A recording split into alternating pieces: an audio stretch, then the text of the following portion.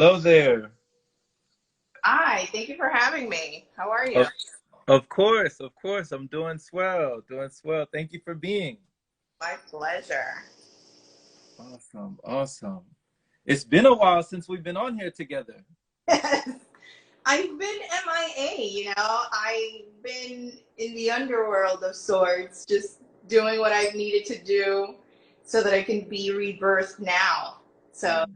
spring, and, I'm working on new things, and it's a new me. So, I do that from time to time. I just go in and do what I have to do. But it's good to see you. And I've been watching you grow and, doing your thing with a lot of people. So it's good to see it.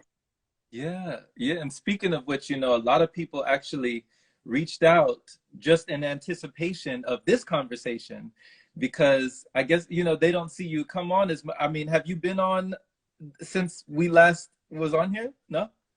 Okay. The last time I was public was on, what's that? Sorry, my thing keeps dimming. What is that platform that we talk on? Clubhouse? Yes. That's the last time I was public. So Okay. I, it's nothing. It's not you. It's me. Like I've been MIA. I moved to Florida. Oh, nice, Yeah, nice. yeah. I had to move because Hmm. I had to shift a lot of things. But Hmm. I needed more sun. You know, the Hmm. the winters were really doing a number on me. So Hmm. Hmm. yeah, yeah. So you're enjoying the Florida now? You're enjoying the Sunshine State? Oh my God, I love it. I love it so much. I don't know why my thing keeps dimming. Uh, Dimming? yeah, the camera keeps dimming. Let me see if I can. I don't know if I can do anything about it. Actually, Hmm. I guess I'll just keep touching it. But yeah, no, Okay. I love it. I love the weather. I love getting more sun. I'm Dominican, so being closer to the sun is really what I needed. Hmm. Having it just throughout the year, I really need. Hmm. I'm earth and water. You know. So, Right, the Taurus and the what? Virgo rising, Virgo, and Cancer moon. Okay, okay. All cold, like the earth needs warmth. My my fire is in Venus. I Mm.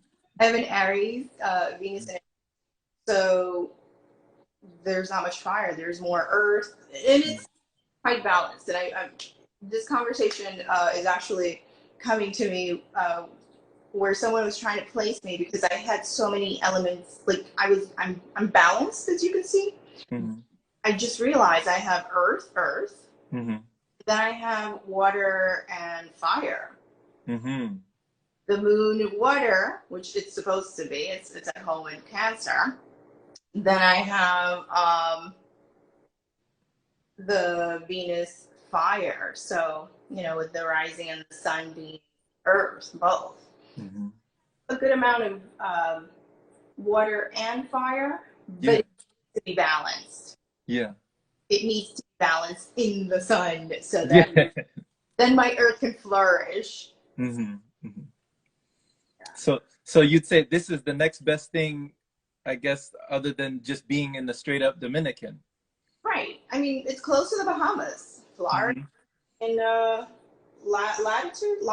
latitude is close to the Bahamas. Like Hmm. we're born where we're born with that energy of the planets, and Hmm. we're set in our temperatures. Right. I was there until the age of 7. So you get very used to that. Your body gets used to that chemistry and that vibe and just that type of energy. So growing up in New York, where it's cold, Hmm. shock, and I didn't realize it until I moved here that it was exactly what I needed, and I was called to move here, so Hmm. it really feels good. Yeah. Wow. You said you were there till the age of 7? Yes, Wow. In the DR? yes. Okay. What's one of the things you remember from being there since you were there that young? I remember the smell of the flowers and the almonds, and I Mm-hmm. remember uh, getting vegetables from the ground, like from root vegetables, and I remember Mm-hmm. the fruit, and like I remember the food. I'm a Mm-hmm. so naturally I would remember the food, but also just the sun and the vibrant energy. Uh, Going out when it rained, enjoying the rain, the downpour. Naturally, political upheavals where you'd have like strikes and people would take to the streets, or like you would have to stay home. So that was a part of it, but mostly good stuff. Yeah. Birds, going to the river, going to the countryside, to the campos. So Mhm. Man. that's what I remember. Yeah. So what about it do you feel, because they say that those first 7 years are really crucial, in everybody's lives. So what about being there for that first 7 years of your life really shaped you or molded you for the rest of your life? I think that the feeling of that high energy, high sun, but Mm-hmm. that joy, that to me is just being warm and being in the sun. When Mm-hmm. you are when you're in the heat, when you're warm, your Mm-hmm. body, your skin can breathe. When you are in the cold, your body contracts, right? The muscle. Mm-hmm. So it's kind of like an inner thing versus an outer thing. Right. So for me, I felt like I had to go in. Mm-hmm. Going to New York and being in the cold, I felt like I had to be in. And then in the winter, you physically have to be in. Mm-hmm. Being enclosed in coats and, just feeling like being forced to kind of be introverted when I really wanted to be, more extroverted and happy and joyous. So kind of like a hesitation, you know, created hesitation in my being, like in how I could be. So Mm-hmm. now that I'm, out here, it's like I feel so free. I feel like, I can just wear whatever I want, or like Yeah. it's amazing. Like, why didn't I move sooner? But I didn't move sooner because I was, doing my acupuncture thing and my license is there. And I had to come to terms with letting that go in terms of like practicing it physically on people and Mm-hmm. transitioning to other things, which is marketing, which is another thing that I love. It's, communication, and it's art, and it's business. Mm-hmm. Mm-hmm. And that was something that I had to do in conjunction with my acupuncture just so that I could, advertise my business. But now I feel good. Now I'm just like, yeah, I can write. I'm working on a book, and I can consult, and I can talk, and do other things that are more extroverted. Because also when you're an acupuncturist, people expect you to be a certain way, and if you're not, it creates like this discord. Just because. Well, what are you gonna ask? What do they expect you to be?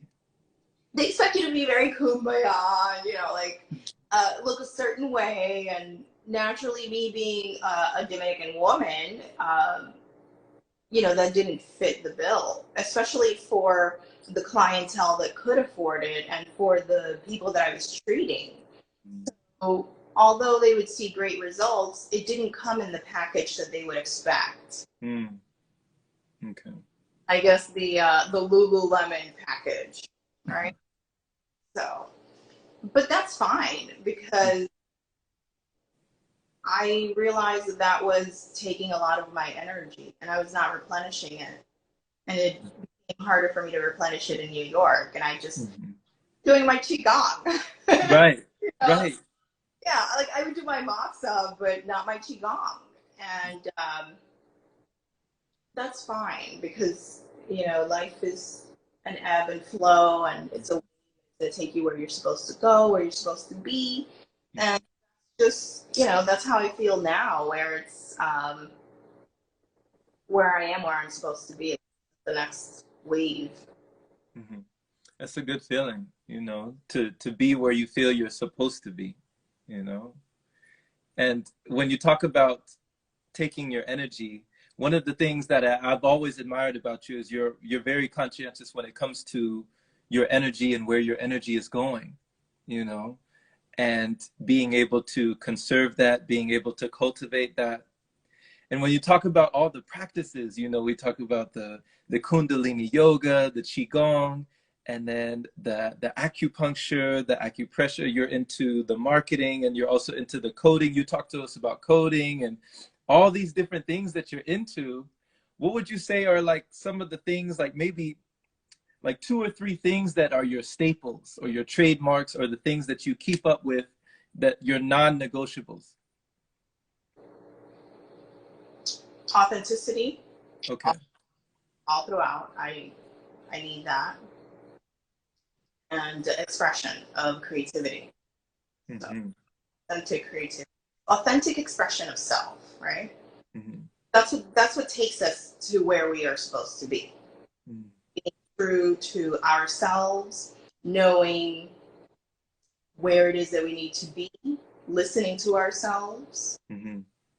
going in so that then we can express it outwardly, so that then we can be part of this quadrant, part of the chaos, the universe in motion. Mm-hmm.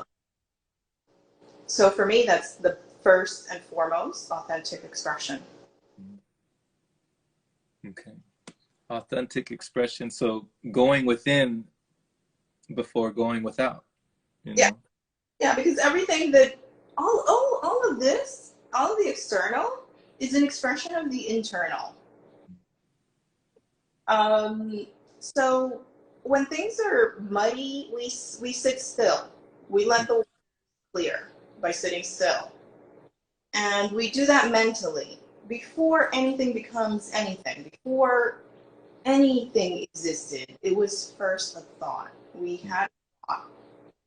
That thought, which you can interpret it in many ways. The spark, right? That's the thought. That spark, and then that becomes a thing. That spark becomes fire, becomes an electric current, and that Mm-hmm. current is going to um, experience other elements: fire, earth, metal, water, wood. Mm-hmm. Right? So I guess what ties to that, like the 2 things that you asked, and I made that authentic expression. But it would be Taoism, Taoism as it relates to everything, because Yeah. everything, anything that I do, anything that I speak of, just my expression and my reality, it's very tied to Taoism, Mm-hmm. because once you learn how things tie into each other, you see it. Mm-hmm. I think we spoke of The Web That Has No Weaver, which is that official book for the school that I went to, Tri-State College of Acupuncture. Mm-hmm. Once you start to see the connections, you start to see the web. So if you could just go back to what I started saying, which is first there's that spark. Yeah. That spark is a fire. It's not an electric current, right? It's life. Then that comes in contact with earth. And Mm-hmm. then fire, earth, metal, then it creates metal. Then Mm-hmm. wood. Then, like that, fire, earth, metal, water, wood. And for it to exist, you have to have this perfect balance of both. Yeah. Yeah, right? Which is the fire, which is the spark, and then the earth, which is the yin, the yang and the yin. Yeah. So Yeah. even like to my childhood, I'm like, yeah, I need my yin and my yang, and like my natal chart is mostly earth, but I have fire and water, Mm-hmm. so I need that to be balanced. Mm-hmm. I can't be somewhere that's like extremely cold. I will literally die. Like I just want to die. If I'm cold. I'd rather burn. And how long did you stay in New York? Oh my God, I moved out here last year, right around this time. I moved out here last year, April. Was it in April? Yeah, like right. It was right around this time that I So moved. you had been in the cold environment for how long? For a very long time. Yeah. Many years.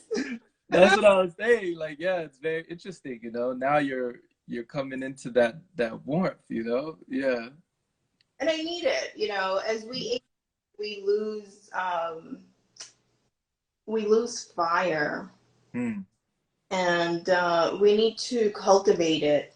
So when we are in cold climates, it becomes more difficult to do that. Hmm.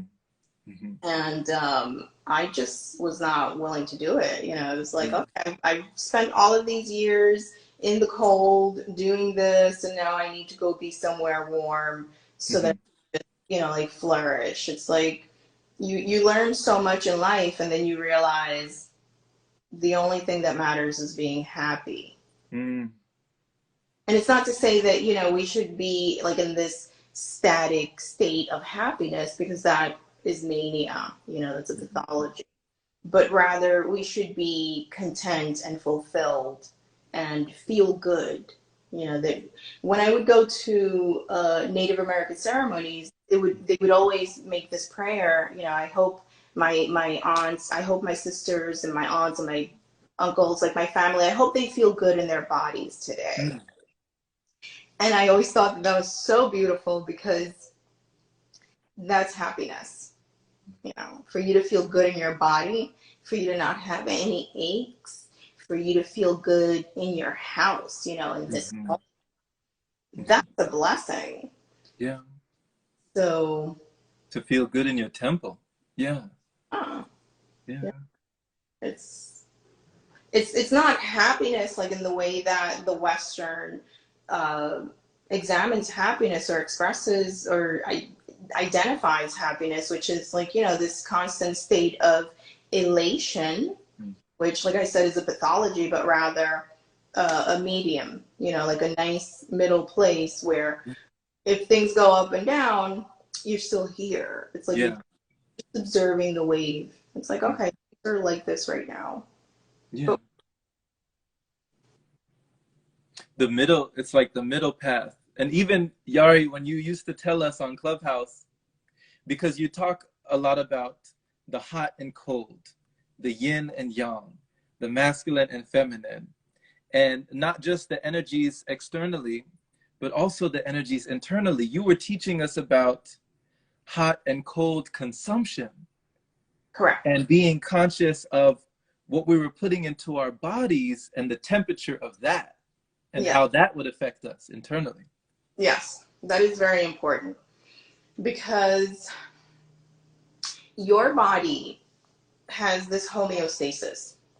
Our bodies have homeostasis. That means that it is constantly working to maintain homeostasis, which is the middle. Mhm. And if it deviates too much from that, whether up or down, you're going to experience different flow of chi. Mhm. As you know, with the cold, chi stagnates, chi slows down. Mhm. Water, it's cold, it freezes, it's frozen, it's, static. A dead body is cold. A cold body, it's a static body, nothing is moving through it. Whereas if you um, have something warm, it maintains the flow of chi. But if it's too hot, and if it's constantly too hot, then it's going to burn off the yin, right? Speak in terms of yin and yang. So Mhm. if you have too much yin, you freeze, stops movement. If you have too much yang, the yang is going to burn off the yin, and then you have nothing. Nothing is moving, right? And if you can envision the blood having the chi running through it, Mhm. that's what we're speaking of. So you want to maintain that balance so that things can flow smoothly.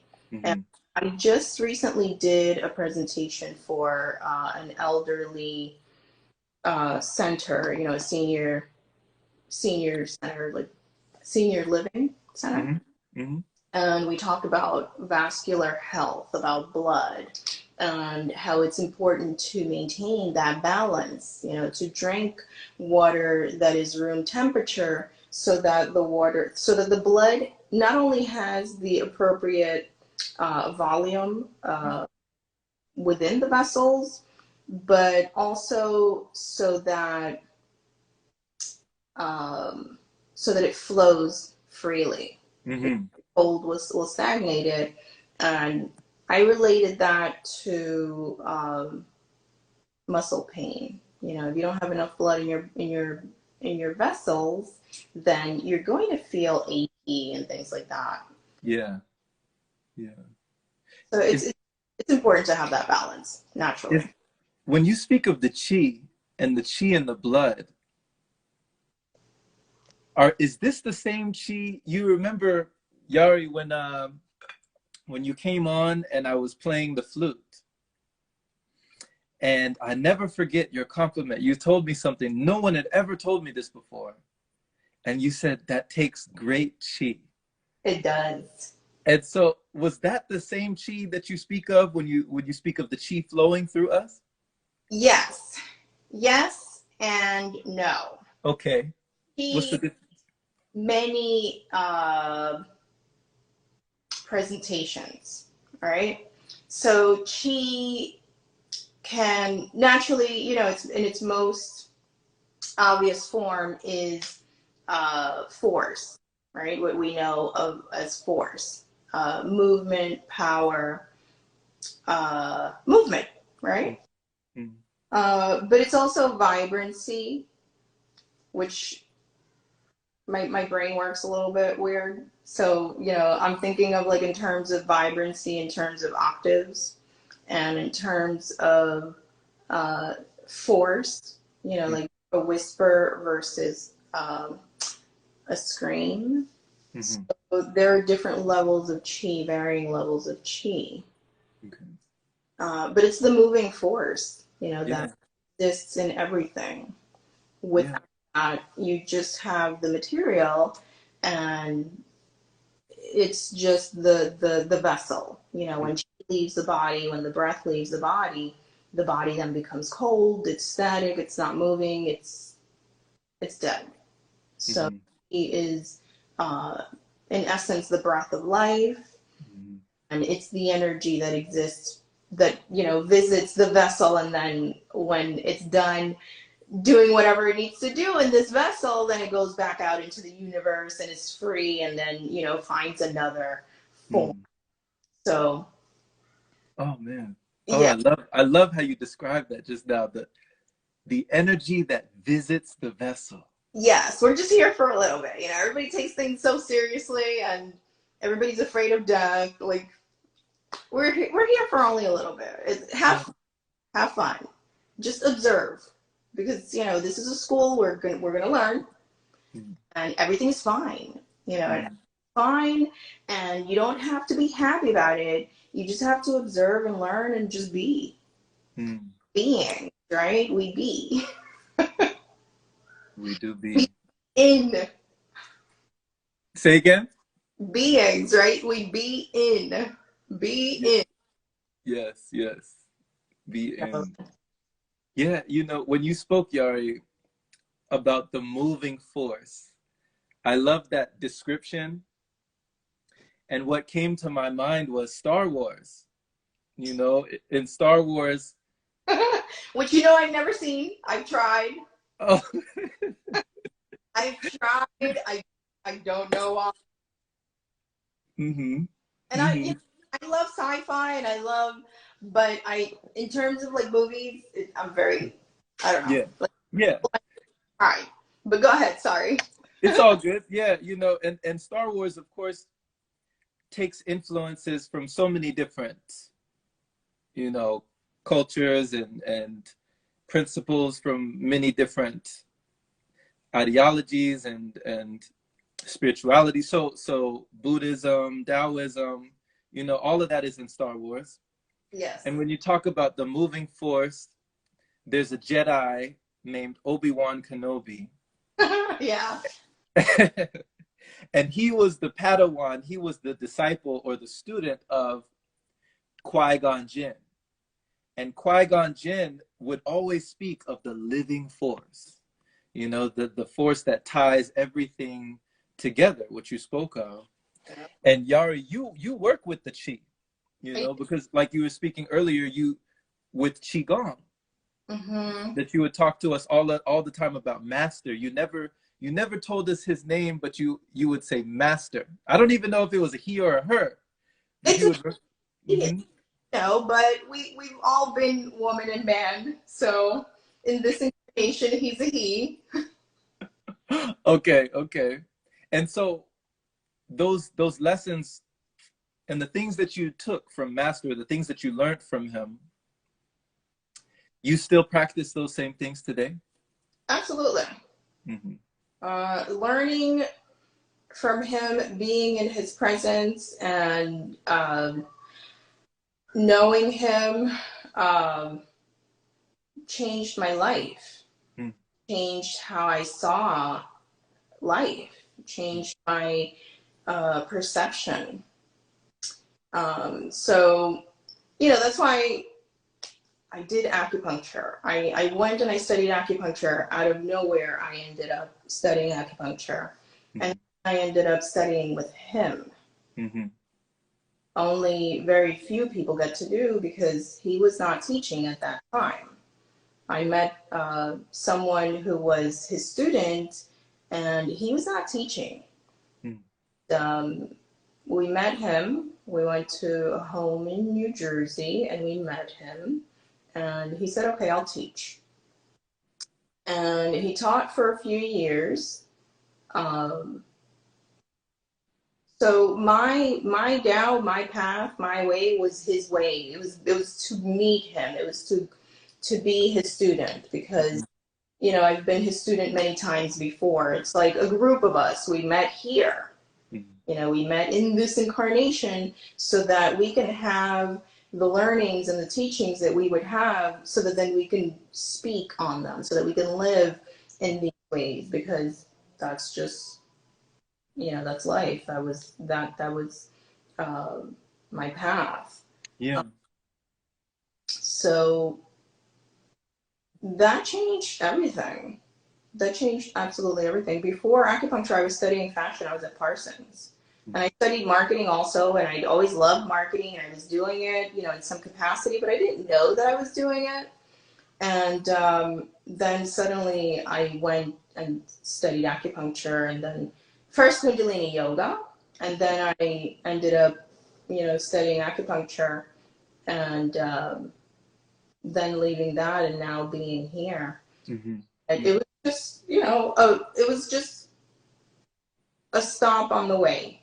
Yeah. I mean, I do still communicate with him. His birthday's actually coming up. Oh. But, you know, he's all around the world. Like, he's everywhere, but not anywhere, right? Everywhere and nowhere. Yeah. Exactly. So that's how that is. And once you learn about Taoism, once you learn that's why I suggested the Ling Shu and the I Ching, because they are speaking about acupuncture, but acupuncture is everything. You know, the way you behave, you can tell what a person's chemistry is by how they're speaking, you know, the tone, even the words that they're using, the hair, right? Curly hair is a lot of chi. Their physical. Oh, I didn't know that. It is, yes, it's a lot of chi. If you have curly hair, you have a ton of chi. Huh. Yes. And that applies to Black people, obviously, also because of the melanin, right? So, you know, But it just retains it in there or something. The curls. The curls themselves are chi. It's chi. There's so much chi going through it that it curls it. Oh. Huh. Okay. And if you're short like me, you have a lot of energy packed into your body. You see how Chihuahuas are always like, "Ah!" But then like, Chihuahuas. yeah, but then like the Rottweilers, they're just like, yeah, you know, like we're just chilling. That's, you can see that. So that's like, you know, once you start to understand chi, you start to just see it. Like you can't unsee it. Like that's just how you see everything. It's like, okay, the Chihuahua's gonna, you know, yap because the Chihuahua has to yap in order for it to survive. So it's like that's just the mechanism of the Chihuahua. And it also has like all of this energy packed into it. You know, they're supposedly from Mexico where there's a lot of sun and, you know, like that. So you learn to see everything in that way. It's like, okay, everything is just chi. And how am I seeing chi in this? And how, when you study the I Ching, then you start to see the patterns of the chi. You start to understand weather. It's like, oh, okay, you know, like in the summer here, it gets really hot. So by around 1 p.m., it's raining, like downpours. That happens in the Dominican Republic also. But it makes sense because if, you know, if you're surrounded by water and there's hot blazing sun, that water is going to evaporate, and at one point the clouds are going to get heavy enough and come down.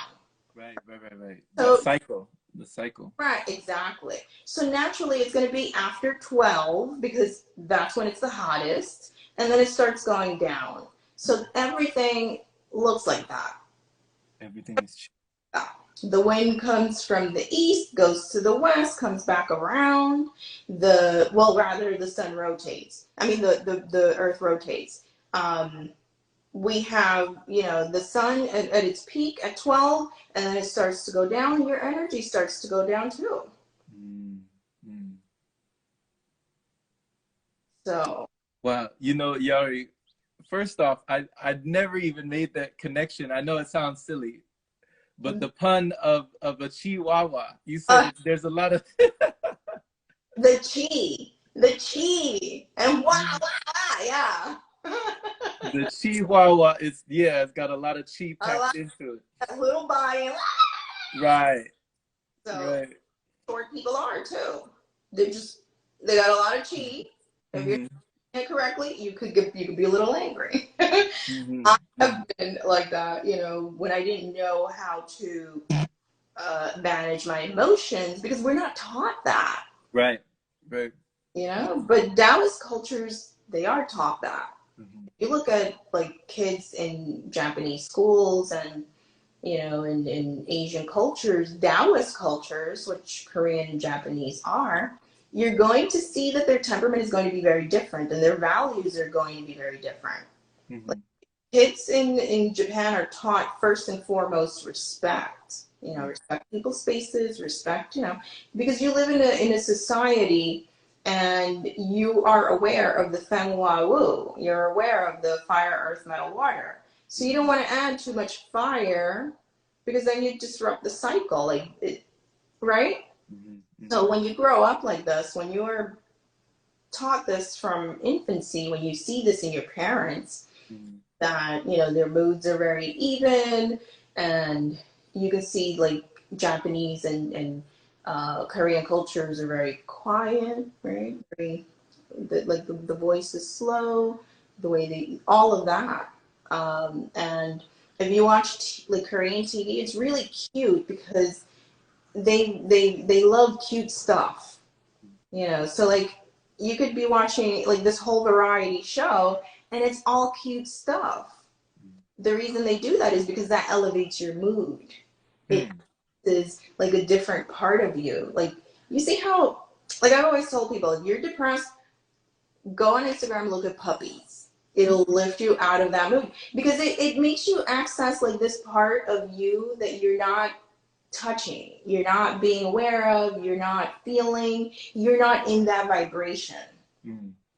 So when you start to look at things like that, even if you don't like dogs, even if you don't like cats, even if you don't like animals, it'll, you know, if you look at it enough, it'll bring you to that point where it like softens you up. Yeah. So Koreans have, you know, like the whole day of shows and it's all cute stuff. And it's all funny stuff, like Sábado Gigante, in Latin cultures where we have like these shows that could go on for like the whole day, and it's like a variety show.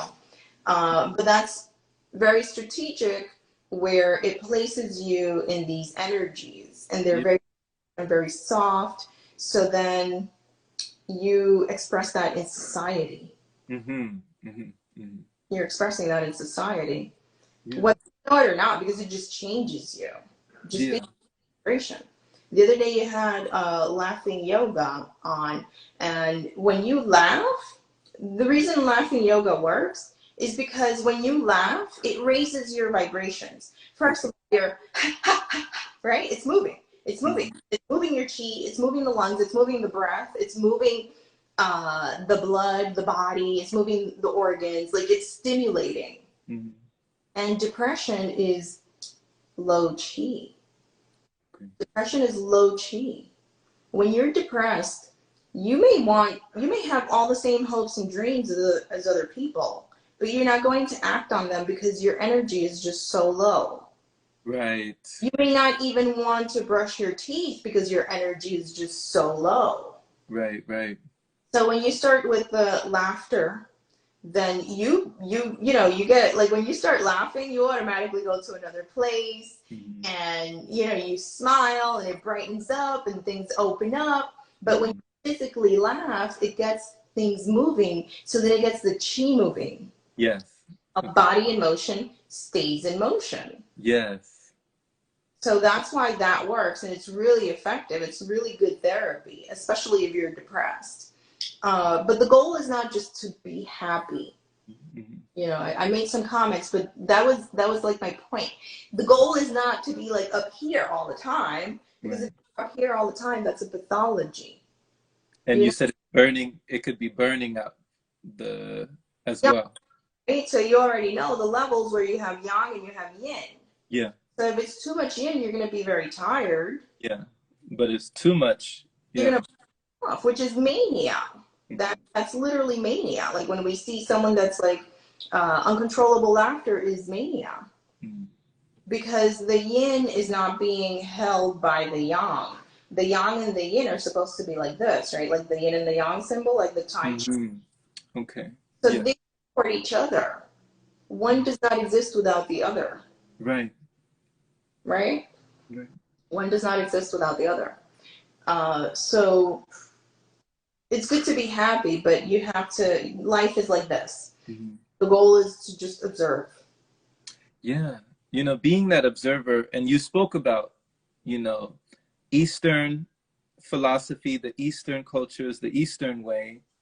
It seems like they've been able to integrate things into their lifestyle that allow for longevity. Correct. Because if it's too high, then you're going to burn off. Mm. And if it's too low, then you're just going to jump off a cliff, right? It's static. A body in motion stays in motion. Mm-hmm. So if you're not having any motion, you're going to get sick. Mm. Water that does not flow gets dirty, right? Yeah. Disease happen, right? So that's why it's very important to have, the 30 minutes of movement so that you can get that flow of chi going. But if you don't have that balance, then they separate. Mm. If you have too much yang, it'll separate from the yin, and then this is not happening. The flow is not happening. Mm-hmm. So then you have this frozen and this hot. That happens a lot with the elderly. Mm-hmm. Mm-hmm. Where if they don't have good vascular health, if they're not moving enough, the chi tends to, where as we age, the chi diminishes. Because you only have a certain amount of chi, right? Mm. It'll diminish if you don't nourish it. And the way you nourish it is by staying in the middle. Yeah, that's how you nourish it. That's why the Taoist cultures are very calm, because they know that if they are too up here, they're wasting their chi. But if they're not here, if they're too down here, they're wasting themselves. Like how Bruce Lee said, don't waste yourself. they're wasting themselves. They're not using their full potential. Mm-hmm. But your Mm-hmm. full potential is not, to go climb Mount Everest. Your full potential is just to be. I saw you put that up. I saw you put that up about the eight people that climbed Mount Everest or something. Yeah. Don't do that. Nobody needs to do that. They got Sherpas, I don't know why. I don't know who started that, but you don't need to do that. Like, just you living at home and doing your part within society, that's good.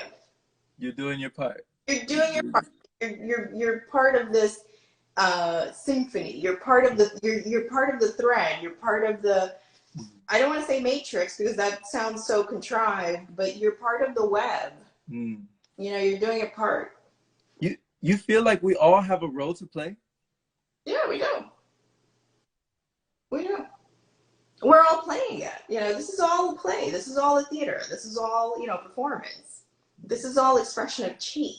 So I learned what I learned a long time ago, and we're having this conversation today because it's going to affect someone in some way. Mm-hmm. Me, you, anyone listening, anyone, mentioning it to someone seeing it later, somehow it's going to be injected into the I Ching, into the pattern of life that is happening now. Yeah. Yeah. I agree. And that's one of the reasons why I love these conversations so much, because they're so expanding. And I can feel my mind stretching when I talk to you, Yari. It's like, that's why I gotta talk to Jerome. So when you were talking about, I'd love to hear what you'd say about when we hear the saying, okay, flowing water never grows stale. And then on the other hand, when it comes to what you talked about with Daoism, stilling those muddy waters, being in stillness and allowing that mud to settle, as it were. So you need both? You do. Okay. Yeah. Mm-hmm. If you look at a river, the river is flowing to the ocean, and it's coming from the mountaintops. It's frozen water that rained up there. So then that water is coming down through the rocks, collecting minerals, moving all of that. So that's necessary. That movement is very necessary for the system. And then, it flows into the oceans, where then it becomes salty water, mixes with the salt water. And this happens like this, all right?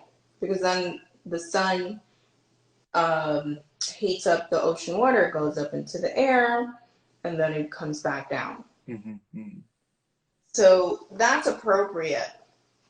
Whereas,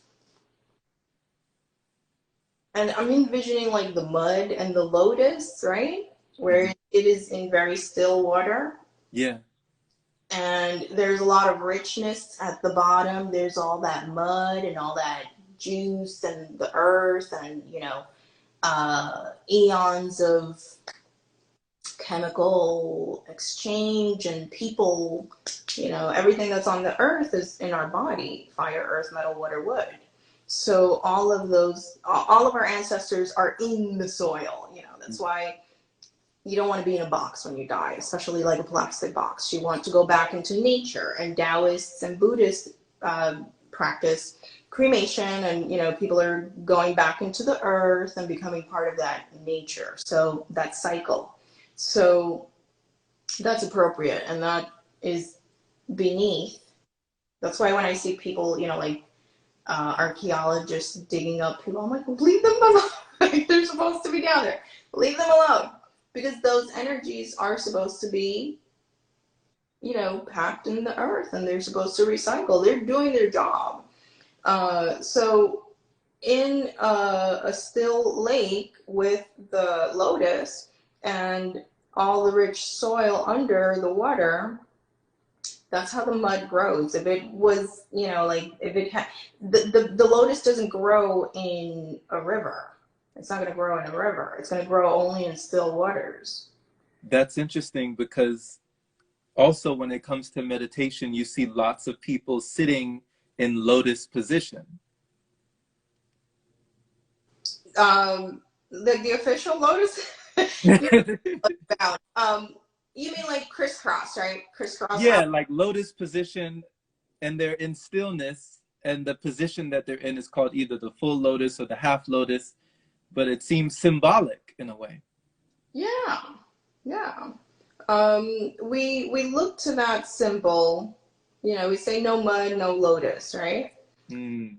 So if you can envision the chaos, moving the waters and getting the mud all over the place, you know, it has to be cooled, it has to be chilled, not cooled, but it has to relax, it has to be still. And that's, if your mind, like the monkey mind, you know, if it's going up and down, it's not controlled, it's examined, then it's just going to take you up and down, it's going to be chaotic. Right. And that's not how a lotus, the lotus doesn't grow in, you know, such conditions. The lotus grows when it is still. Mm-hmm. What we do in meditation is, you know, meditation could just be focusing on your breath, Right. but full consciousness. It's just like shutting off everything and just being aware. Mm-hmm. Most people are not aware. Mm. Like meditation is not difficult.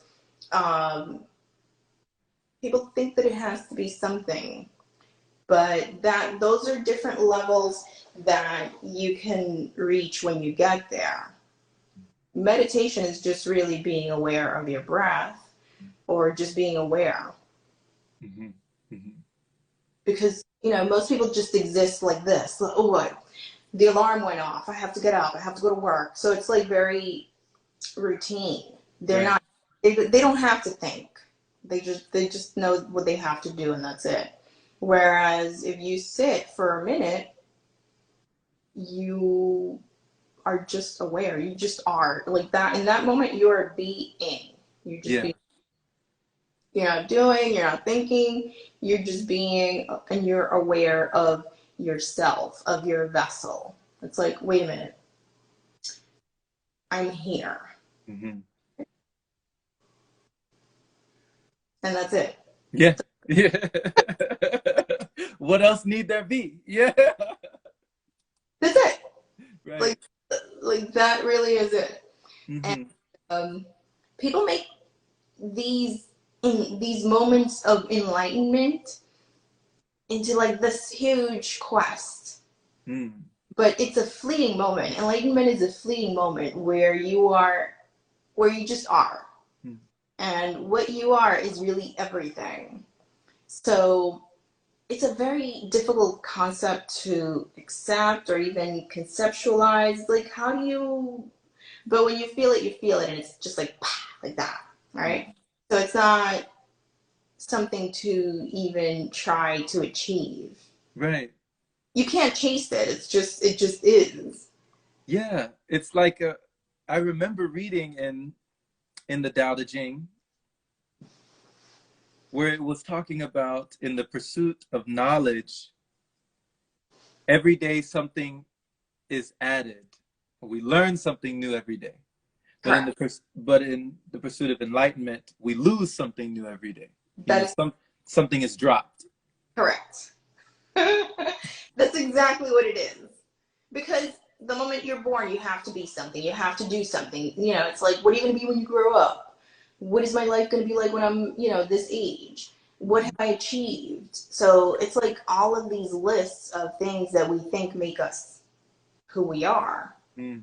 But the reality is that when you achieve one thing, you're just going to go achieve another. Mm-hmm. And with that, so you never, if you look at yourself in terms of that, you never really are. So that's why a lot of really successful people have a really hard time just being or meditating or identifying outside of what they've accomplished, Mm. because that's not it. What is it is doing away with everything that you've been taught. Because, Yes. yeah, because the reality is that is who we really are. Before you taught all of these rules, you know everything. So like there was this um, this idea, and I didn't understand it until recently, Mm. where a child that is born and dies like within an hour or like immediately has lived more fully than someone who's lived like 80 years. Whoa.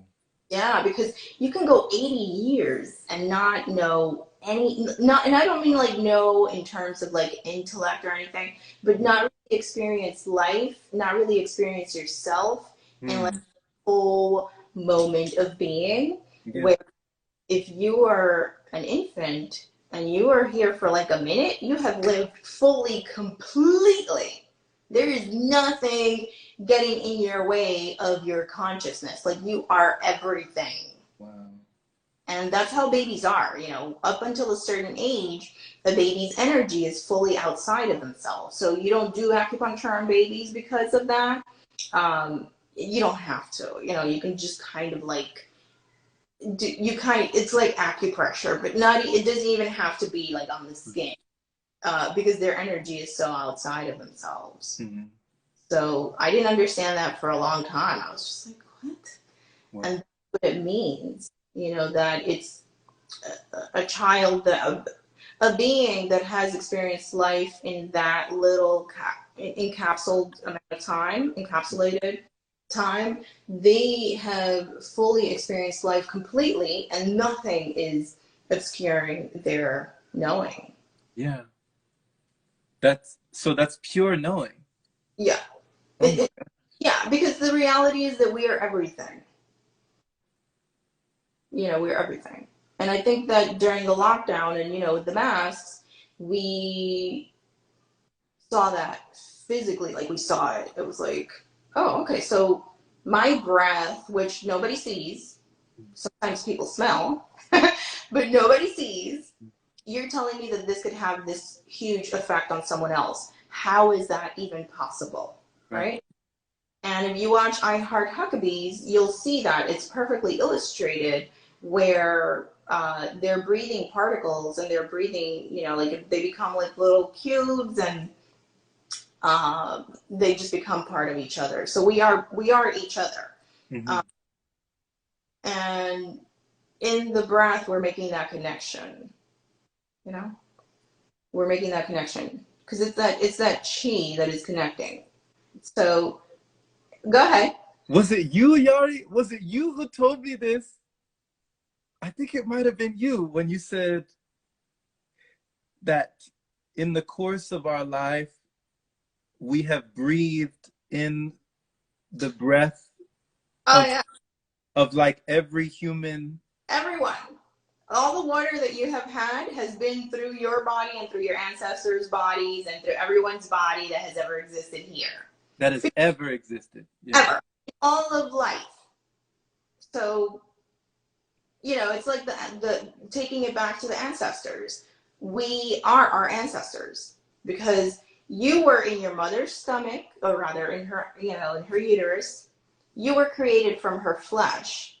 So at one point you were her. And this goes back to the beginning of time, you know, to the beginning of humanity. It has always been like that. So the blood, the bones, you know, your blood and your bones are made of your ancestors. So literally nobody ever dies because of that, because they're still alive in you. Whew. Yeah. I had to let that moment sink in. Yes, yes. It's for people who grieve and, you know, like they can't get out of that grief, and it's like they're not gone. That energy, first of all, is still around. Mm-hmm. And they're not gone because they live through you, through your blood, through your flesh, like through your being. They're still here. Some expression of them is still here, but physically, literally, they're still here. Mm-hmm.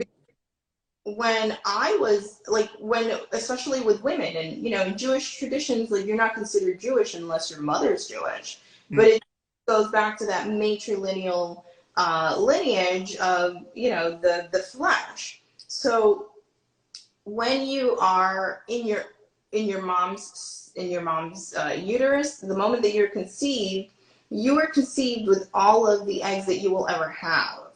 So for women, I was in my grandmother's uterus when my mother was conceived. So that's the three, right? That's the three. And you know, it's a pyramid, right? It's a tree. So it's 3D. It's that connection. You were already here. I was already here. The moment my mother was conceived, the moment, you know, my mother was formed, I was here. And that means I was existing in my grandmother's abdomen. That means that I was and I am my grandmother. So how is she gone? She's Right. not right here. She lives through you. Exactly. Yes. So that helps people who are grieving, you know, someone that they lost. It's like they're not gone. Nothing is ever lost. Nothing is ever lost because energy doesn't die. Right. Right. Right. Right. It just form. And that cycle is a necessary cycle. It's like, I remember, what is that group? Pharrell had a group called Nerd. Mm-hmm. And Nerd was like an acronym for no one ever really dies.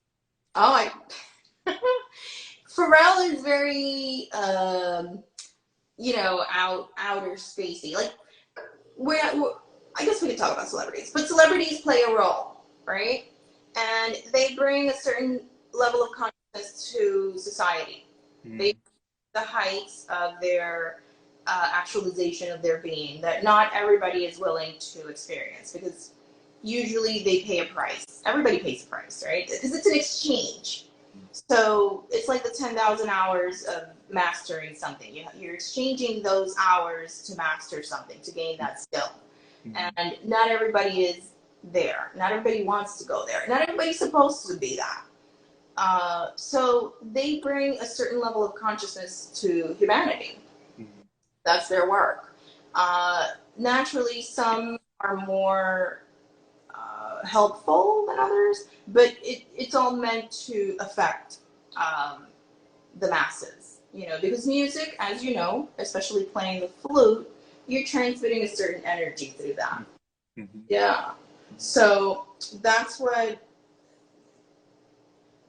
is used, you know, to affect consciousness. Celebrities. And they come to do their work. They have their work to do too. So yeah, like you said, everyone has a role to play. correct. And you know, that cycle, I remember I didn't quite understand impermanence and impermanence nature until I went and spent some time with a group of monks and nuns. They were from Myanmar when I went to California, and they were Burmese, and they had more Buddhist traditions. And when they taught me impermanence could be beautiful, that because nothing is permanent and everything changes, and like you said, there's that cycle that's always going on. Yes. That I get to be here, you know, I get to exist because yes, right now, yeah, that's pretty big. Yeah.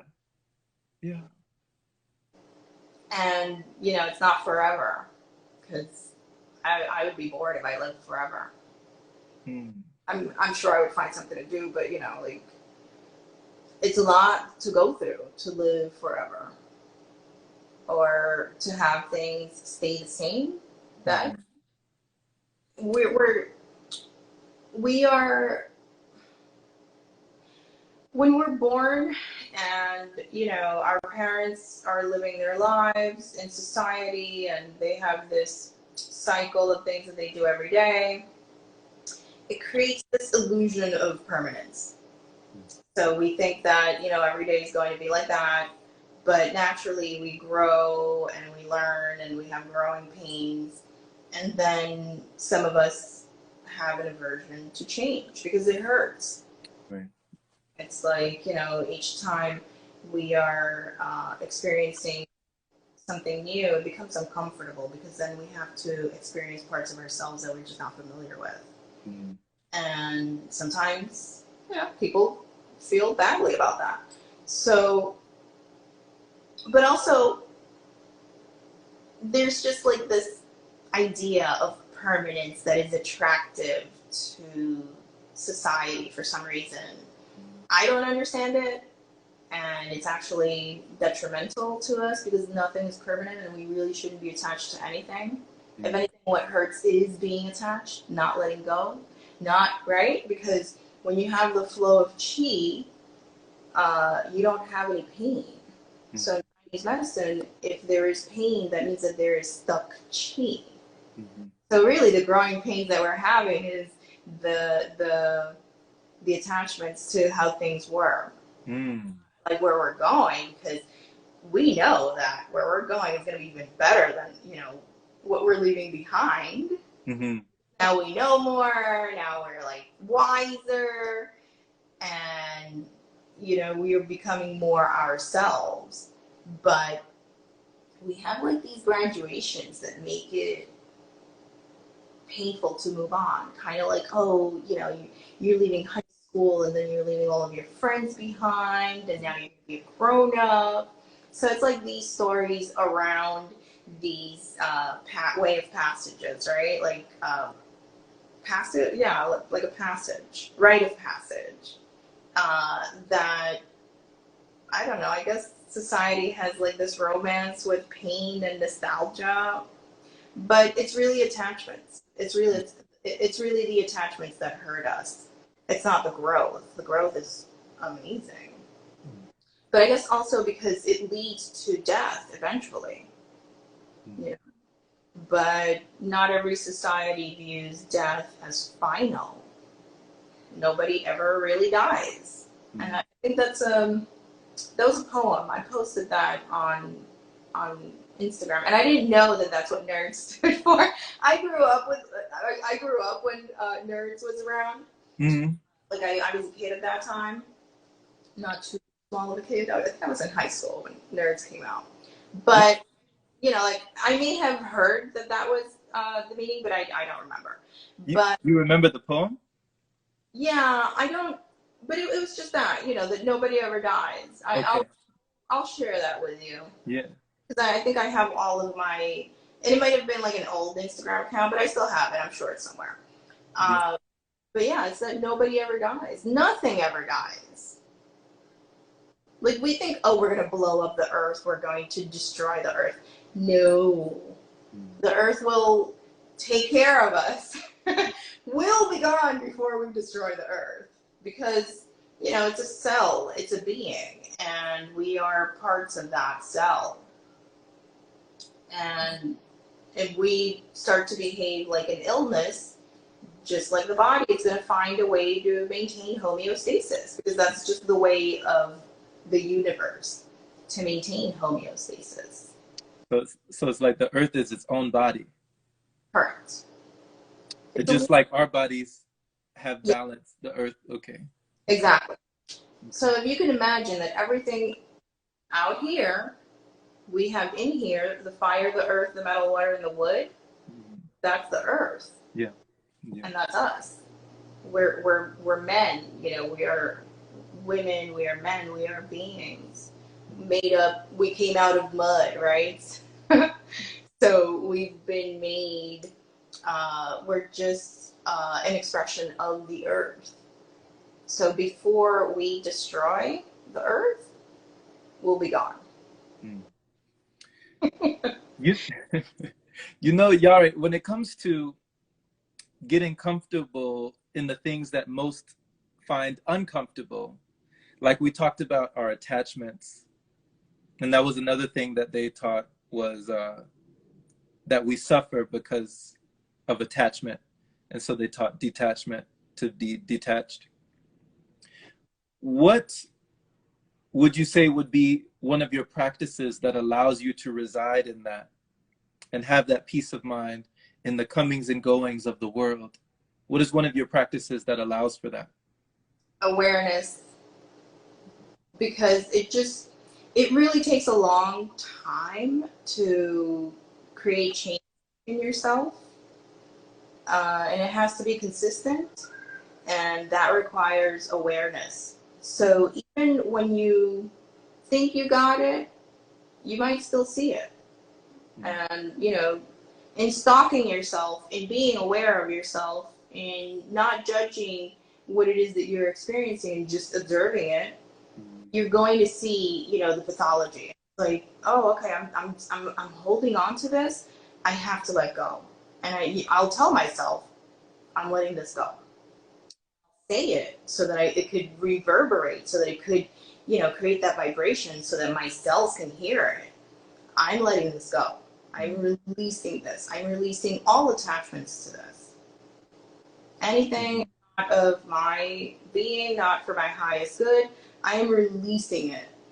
And I do that, and then I'll see stuff, you know, that I'm kind of like a little bit attached to, and then I see it, you know, the tower moment happens, and I detach, my energies detach, and then I'm like, ah, like, you know, freaking out a little bit.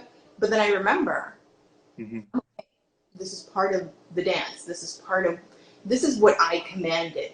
This is what I said, let go of.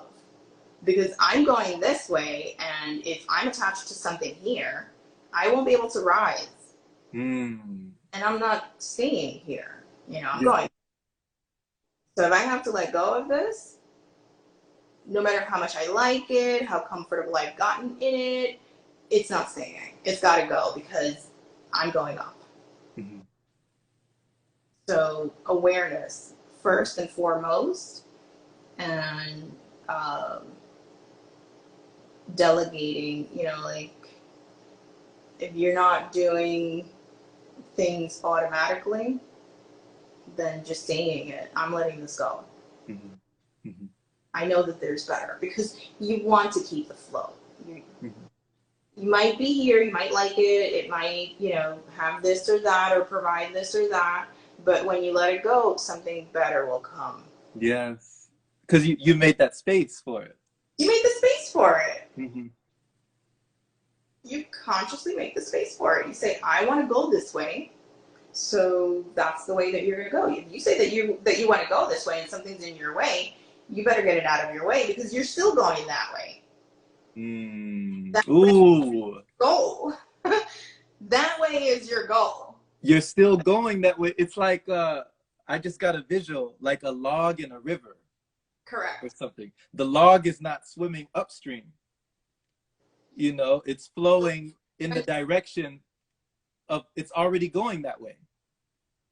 You're going that way. Yeah. The best thing you can do is just get everything out of the way so that you can continue on your merry way. You know, row, row, you roll gently down the stream. Merrily, merrily, merrily, life is but a dream. So you're envisioning where you're going, and then you're just going that way. Yes.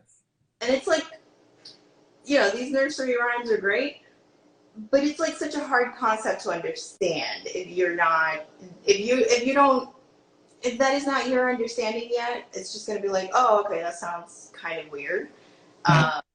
But once you get it, you get it, and then that just becomes your way. Then that's the Tao, that's the way. It's like, I'm going that way. Yeah, it's like the principle is simple, and but we like to make things hard. You know, it's like it's that permanence. It's the idea of permanence, or that wanting to stay the same. And it's like, no, stasis is an illness. Stasis is a pathology. Stasis will cause muddy waters. It has to flow in order for it to be cleaned, right? For the water to be cleaned and deposit minerals, but still go down the river pristine. Right? You see the water in a river; it's beautiful and it's rich and all of that, but it's let go of a lot. Yes. To be that clean, you know, like it's let go of a lot, and it just keeps going. If you put that log there, then the water is going to accumulate and get dirty, and then you're going to have buildup of algae, and you know, then things die. Yeah. You said something so key, Yari. You said it just keeps going. You know, I feel like I remember something, and it might have been like Ernest Hemingway. And they said, if I have learned one thing about life, Yeah, it goes on. that's right. It goes on. And that's, you're right. Like, that's hard for us to grasp, that even that little concept is so, you know? It goes on. Yeah. It, it should. When it doesn't, you die. It's like, but we don't think of it that way. Mm. You know, when you're in high school and everything's great and you're a kid and, you know, you feel good and you wish that you were a kid forever, what would that look like if you were a kid forever? That would really not be cool. Like, it would really, right? Like, okay, when am I going to graduate? Like, when is this going to be over? When can, you know, like, I have my own place? When can I do what I do? Mm-hmm. So it's romance with nostalgia. That's just like, but that's what we're sold because when, and then this is why I don't watch TV because it's programming, right? So you always see that in shows. People don't want things to change. People get sad when things are changing. People have this resistance to change. Yeah. So it's like, what's the programming there? Mm. That I should be afraid of the unknown, that I should be afraid of the flow of my life, that I should be afraid of life. Because the life that I've been living is so safe, and because I know this life, why should that be it? You know what I mean? Mm-hmm. Like, why should that be it? What is being sold to me that I should feel like this angst always? About what? That's a great question, you know? So the idea of being afraid of change is not natural. It's something that we're taught. Something we learn. Okay. It's something we learn. Yeah. As a kid, you know, you're born and you get food and you poop and you're bathed and you sleep and things just go on and you live in that flow. And you're gonna laugh and then you're gonna cry and then, you know, you're gonna eat again. It's just a cycle. Mm-hmm.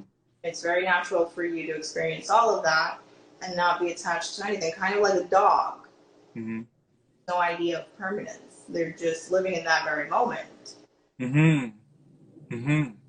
They're not thinking, you know, when I was a puppy. They're just happy now, and then, you know, they might be unhappy later for some other reason, but then they get happy right away. So, Yeah. yeah, you can see that in them.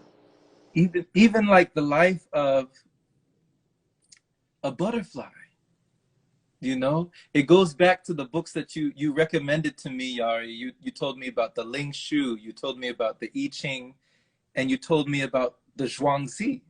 Yes, the butterfly. Yeah. And I remember being in a butterfly garden, and it was at a zoo. It was like this exhibit, but there was a butterfly garden, and there were these huge butterflies, these beautiful, you know, just majestic beings of flight.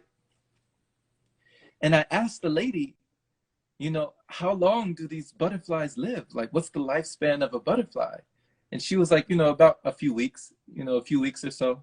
And I said, what? Like, what? And she was like, yeah. And I couldn't understand, like, something so beautiful, but only lasting just a few weeks, and that's it. And I asked her, you know, what do you comprehend about the life of a butterfly? You know, what could that life be like? And she said, well, you know, for them, it's just this. And then she said, but that's also like what it is for us. You know, for us, it's just this. And it was like breaking my brain, you know, because we think about, of course, the years of our life, but it's not the years in our life, but the life in our years. Correct. The richness. Yeah. The life that we bring to that moment. Yeah. So, yeah, everything is experiencing itself. And that's what they're supposed to do. Hmm. We make it complicated. And it's not complicated. We make it complicated with wanting something more than what is. In Daoism, you just accept. You accept. You allow, you accept, you coexist. Because it's all part of the dance, it's all part of the tapestry, it's all part of the web, it's all part of the game, and you just go along. Mm-hmm. Because it's going to lead to the next hexagram, right, in the I Ching. Mm-hmm.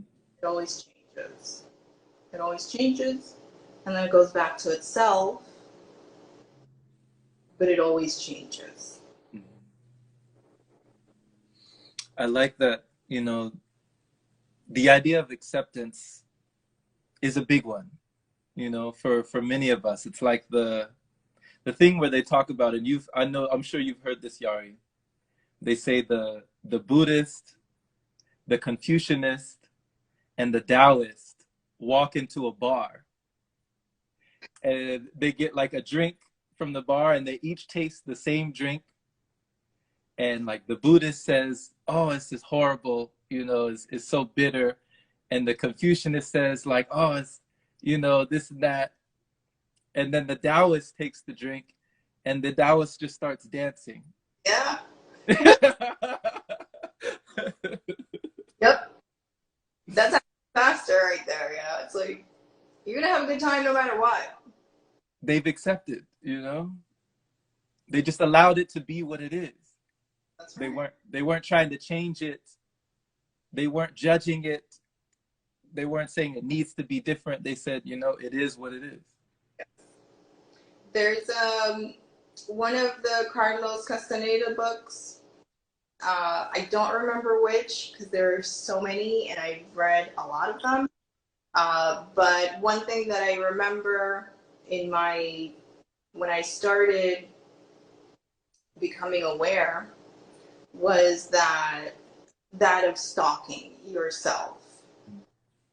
And I guess you can look it up. You know, you can Google "stalking the self" Carlos Castaneda. But when he went to apprentice with Don Juan Matos, or I forget the sequences, but he was shown to stalk himself. And the way it was explained to him was, you know, when you go hunt for a deer and you spot a deer, you're not judging the deer. Oh, the color, you know, the color or his fur looks like this. You're not judging all of those superficial things. You're just stalking the deer. Stalking, you know, with the deer is the movement. Like your goal is to hunt the deer. And he applies that technique to himself and watching himself, which is awareness. It's stalking yourself. Ooh. Right, yeah. So it's like I've adapted that way of thinking, and when I learned about Taoism, I realized, oh, it's the same thing. So a lot of traditions are going to speak of things in the same, or rather in different ways, but it's the same thing. And Native American traditions have so much in common with Buddhism and Taoism, specifically Taoism, but you know, indigenous cultures as well, because Native American is an indigenous culture. But you're just watching, you're observing, you're watching yourself. That means that you are aware of yourself, and you're not judging yourself, because when you judge yourself, then you're taking the focus away from the point of it all. It's just to watch. So a Taoist would drink something bitter and just dance, because it's like, it just is, you know. Yeah. Yeah. And that's going back to what you said in the beginning.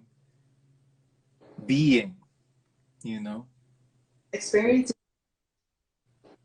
the fullness. Yes. And then moving on to another moment. The time passed.